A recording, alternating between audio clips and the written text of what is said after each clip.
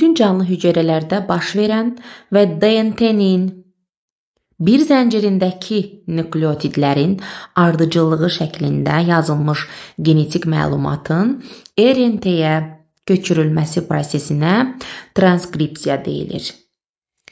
Transkripsiya ilk olaraq zülal sintez olunacağı zaman DNT-nin hamısı yox, yalnız zülala aid olan hissəsi, aktiv gen hissəsi açılır.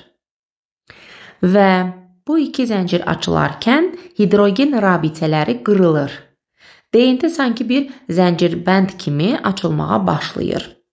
Və bu prosesin ən vacib işçisi RNT polimeraza fermentidir.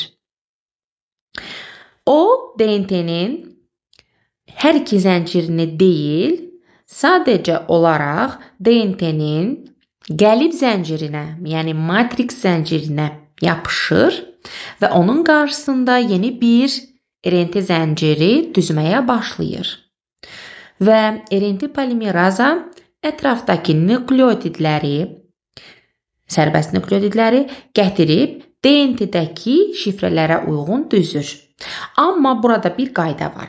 DNT-də adenin varsa, RNT-yə uyğun olaraq urasil gələcək, çünki RNT-də timin nükleotidi yoxdur.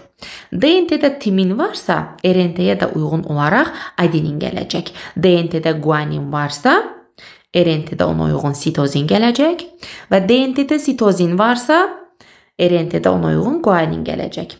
Və bu zaman məlumat RNT-si hazırlanaraq DNT-dən sintez olunur və aralanmış DNT zəncirləri yenidən hidrogen rabitələri ilə birləşir və əvvəlki spiral halına qayıdır.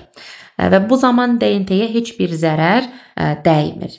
Və bu harda baş verir? Eukaryot orqanizmlərdə, nüvədə, mitoxondridə və xloroplastda, prokaryot orqanizmlərdə isə, məsələn, bakteriyalarda, birbaşa olaraq sitoplazmada bu transkripsiya prosesi baş verir. Bu zaman enerji sərf olunur və sərbəst nükleotidlər sərf olunur.